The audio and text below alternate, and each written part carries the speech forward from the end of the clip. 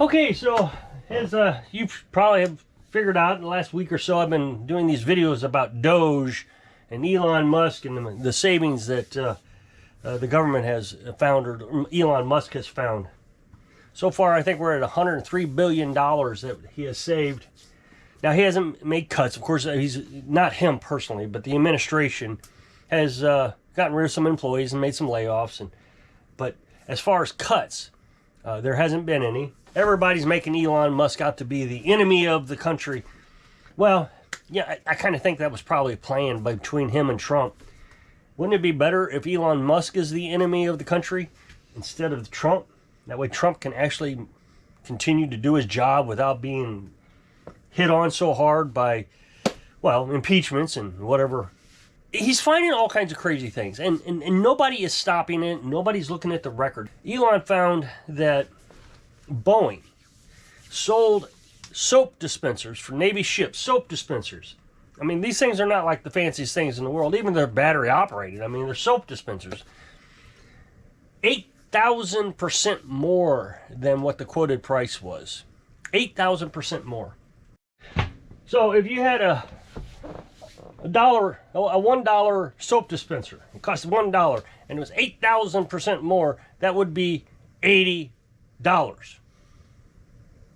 So let's say your electric company sent you last month a $100 electric bill, and you're looking at it like, okay, I can pay $100. That makes sense. I'm okay with that. And then the next month they send you one for $8,000. Are you just going to write the check? Oh yeah, that makes sense. $8,000. No, you're going to call up the electric company and say, where in the heck did you get $8,000 from? But did anybody in the government stop to think, I wonder why this thing's 8,000% more? No, they just wrote the check. I'm not saying Boeing stole any money, but why not? I mean, if nobody's checking, why not just send a bill for whatever you think it should be? Yeah, I'm going to take the wife out on a cruise this month. Let's send out a bigger bill. But nobody's checking. What's the difference? Hey, I'm going to interrupt this video real quick and ask you to go over to my other channel. There'll be a link at up next box at the end of this video. Take you over to that other channel. And I'd appreciate if you subscribe, watch the videos. I'm sure you're going to learn something. I think this time we're going to figure out why our engine is over revving. So I got in somewhat of a debate last night with a real genius. His first question is, well, is the government going to give us this, $100 billion back? And I said, no. You owe $36 trillion in debt. You better worry about that before you worry about getting money back. He says, I don't have any debt. I pay taxes my entire life. I don't have any debt. And I said, yes, you do. You got $36 trillion in debt. Just like every American. You're going to have to pay $325,000. When China wants their money, they're going to call us up and say, hey, you've defaulted because you're not paying the interest, because I think in 2 years we won't be able to pay the interest. I don't know. We may not be able to pay the interest now. I don't remember. But if we're not paying the interest, China's going to call us up and say, hey, we want our $36 trillion. So the IRS is going to send out a bill to your house and say, you owe us $325,000 due tomorrow. And you're not going to be able to pay it. And so China's going to come over with their army and they're going to say, okay, you have to surrender. You owe us money. And what are we going to do? Call our army? No, we have no money. How are we going to pay the army and how are we going to buy equipment if we have no money? And China's calling in their debt. So, of course, yeah, we might be able to get a militia going, but what are we going to do against I don't know, what is it? A couple billion Chinese people? 1 billion Chinese people? Whatever it is. Are we actually going to be able to win that war with no army? Just us and I know we've done it in the past, but it's going to be one heck of a battle with your 30-06 against their tanks. So think about this. So he says, you can pay it if you want, but I'm not paying any Chinaman. Okay, well, and I replied back. Then you're going to, when they come knocking on your door, the Chinese army comes knocking on your door, says, get out, that's my house. You're not going to be able to fight it. So you can say all you want that, it's not my debt, I don't care about it, but what are you going to do when there's no country to defend you? And you don't have a freedom of speech. What if they just decide to imprison us all? I mean, I'm not even talking that extreme. Countries do fail all the time. Why do you think that we're immune to this? We just keep spending money. If you spent money like the government does, you would be in jail. You borrow money, you get sued, you don't pay the garnish your wage, you're going to be destroyed. And if the judge tells you to do something, you don't do it, you're going to go to jail. You're going to lose everything. But for some reason, we think that the government is immune to this. Well, they print money, don't they? And then you complain about inflation. It's obvious you don't understand it, but if you devalue the dollar, you have $1 and now you have $2, this one is now worth half of what it was. So you still have $1. That's inflation, because now they have to raise the prices. No, that's the greedy businessman. They're inflating the price. Why do they only do it occasionally? If they're greedy, why wouldn't they just do it all the time? That's not how capitalism works. Capitalism works that you actually try to lower prices. Buy an Apple phone, and I don't know, when they first came out, they went up $10,000, and now they're only $1,000.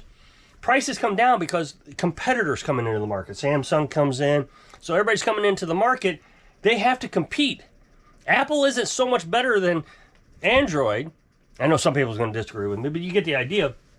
I like Android. I don't like Apple. My daughter had Apple growing up, Apple iPad, pods, and all that. I didn't like them. I like Android a lot better, so I bought an Android. Well, Apple's trying to get my business. What are they going to do? Raise the prices, hoping that I'll buy? No, they lower the prices. That's how capitalism works. So blame the greedy businessman all you want. Oh, what about egg prices? Those farmers are just coming after us. That was Biden's deliberate attempt to cause inflation. So what Biden did is declared there's a bird flu, and he decided that he was going to allow farmers to call chickens. And there's no evidence this time around that it's helping. The bird flu keeps spreading, even though we keep killing chickens. So they pay the farmer a bunch of money, your money, $36 trillion, remember. Oh, that's not my money. Well, yes it is. So they paid the farmer your money to kill their chickens to stop the spread of the bird flu. But then the next farmer got the bird flu. Wait, what? How'd that happen? What happens is farmers are incentivized to kill their chickens. Ooh, is that chicken sick? Yeah, I think so, Sam. Well, let's call the government up and we'll get our $1 million check. Then I call the government up. Hey, government, I got a bad, sick chicken. Okay, well, call them. So they kill the chickens. They get their $1 million check. And then Fred down the road is like, how'd you do that? Well, how did you just call the government? Tell them you got a sick chicken. They can send you money. So it was Biden's attempt to raise inflation as Trump came in office to start killing chickens. I mean, egg prices started going up before Trump got in office, yet Trump's getting accused of the egg prices. They're actually looking into it, saying, well, let's just risk it. If the chickens get sick, they get sick. Oh, but you can get the bird flu if you eat the contaminated eggs. Cook your food. That's what drives me crazy. We got to have the USDA to tell us there's listeria and all those, I think it's 7 deadly viruses or whatever it is. They got all upset at pot pie chickens years ago. The USDA did, because there was a spread of, I don't know, listeria. Let's call it listeria. And what it was is people coming home, they throw the pot pie in the microwave oven for 10 seconds and they'd eat it nearly half frozen. That chicken was raw. The instructions clearly say thoroughly cooked too, at 350 degrees, whatever temperature. And they weren't doing it. So, yeah, of course, the pot pie company got in trouble.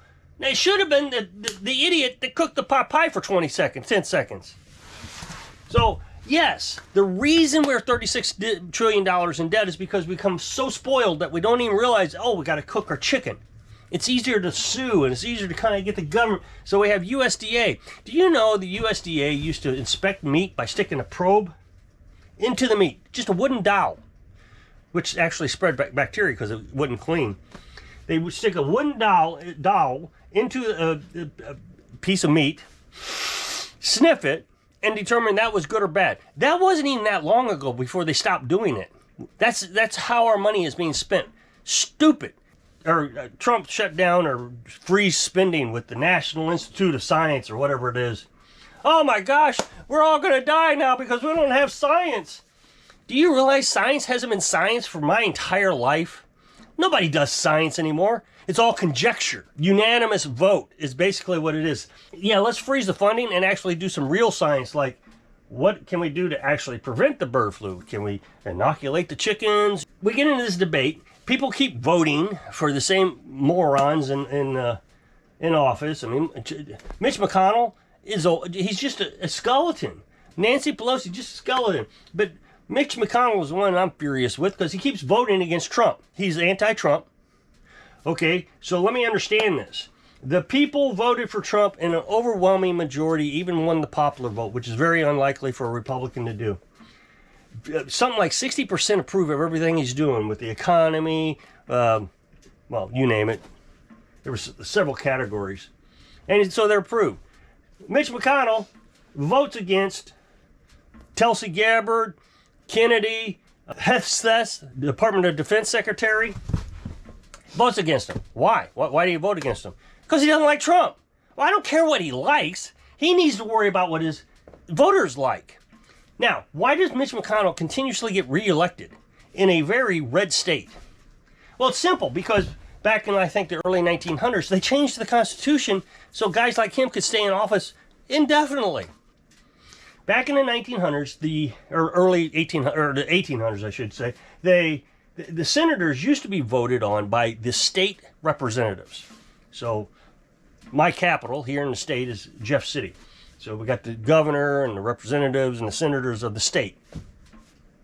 So you'd have two representatives go to the state house and make their case for why they wanted to be senator, and the congressman of that Jefferson City, in my case, would vote on who they wanted to send to Washington, D.C. to represent the state. Not the people, the state, because the state needs representation also. And then the people would vote for the congressman. Now that makes sense, the congressman, because congressmen are in your district. You know, a couple counties, a few counties. Whereas the senators represent the whole state. You know, St. Louis votes a lot different than where I'm at. So they changed the Constitution because they couldn't get money, the senators couldn't get money from out of state. Because the people who were voting for him, which was the congressman in the state house, knew who they wanted to vote for. So what they needed was to be able to convince the people, not the congressman. So, you know, we get senators now who are getting money from California. Well, they're not representing my state. If they're getting money from California, they're representing California. And that's what Mitch McConnell is. That's all he's about. He's that old school GOP. I mean, I know everybody's big on GOP. Grand Old Party is what that stands for. This isn't the Grand Old Party anymore. I mean, to me, I am a conservative. And I don't think Trump is a conservative. Everybody says, oh, he's a conservative. He is not a conservative. There's no way he is a conservative. But he is going to take this country in the right direction with the money that he is saving. I'm all for that. And so I'm getting criticized in my comment section for terrible deeds. But what is your argument? Your argument is we want a guy who does nothing for 4 years. So they're upset that Trump is violating court orders and he's breaking the law. Okay, fine. I kind of agree with that. I think there's some things that are questionable as to what he's doing. But when you're going to lose your country in less than 10 years, what choice do we have? We have to do something. I'm not a fan of breaking laws, and I'm definitely not a fan of Trump breaking laws or the president to break laws. But we are losing our country. So let's get the freeze in place. Let the Supreme Court decide whether what he's doing is illegal or not legal. Let's just say he eliminates the Department of Education. That is completely illegal. He can't do it without Senate approval. Okay, fine. So he eliminates it. He gets sued. He goes to the Supreme Court. The Supreme Court says, no, that's not legal. Oh, sorry. It's already done. I won't do it again. That's basically all he can do. Of course, they'll impeach him and all that. But I don't think Trump cares. Go ahead and impeach me. I'm going to save this country. So what's the difference in Trump doing these things or Biden doing these things? Nobody cared when Biden did it. Biden was sued twice about forgiving student loans. Sued twice. He went to the Supreme Court. Twice the Supreme Court decided he was in violation of the law. And he still did it. He literally said they can't enforce it. So he just continued to forgive student loans. And he did it to buy votes. Trump's doing it to save the country. Trump can't get reelected. He doesn't care about the Republican Party at all. So let him save the country. Again, I'm not a big fan of it. But the other thing is what are senators doing? When we look at history and we look at the Roman Republic before it became an empire, the Senate actually did stuff. They would write bills that actually made sense, and they would go to and then it would get approved. Well, eventually the Senate just stopped doing their job. If you look at our senators, the only thing they do nowadays is get on TV and grandstand. They're talking and talking and talking and about how great everything's going and what they're going to do, and they never do it. You know, I kept hearing Ted Cruz for years and years and years saying, big tax squashing conservative speech. We got to do something about this. And all those years, he never did anything about it. Nothing. Finally, big tech just decided, okay, yeah, we'll let the conservative speech. But it wasn't because of any bills or legislation or anything. No, it was just grandstanding. This is all it's ever been. You know, somebody got on to me about Rand Paul. I mentioned Rand Paul the other day, how he didn't do anything. He gets up there, talks about how much money we're spending on crazy things. Every year he does these crazy thing talks, and he doesn't do anything. And this person said, well, he tried. Well, Yoda said, do or do not. There is no try. Yoda, Star Wars, yes. And that's what it is. You can try all you want, but you're not doing anything. You're not saving the country. We sent you up there to save the country. You're not doing it. So get out. You're taking a paycheck. And that's what they're doing. They're taking a paycheck. They grandstand. They get rich. They retire like Mitch McConnell or die in office. Nothing changes. We get further in debt. And then I get some guy in the comment section telling me, I'm not paying off the debt. Well, then you can talk to the Chinese people when they come take your house. So if you'll click this up next box, it'll take you over to my other channel where I think we're going to figure out how to fix a over-revving engine. So I hope I can inspire you to get them out of office so you can live your dreams. Thanks for watching.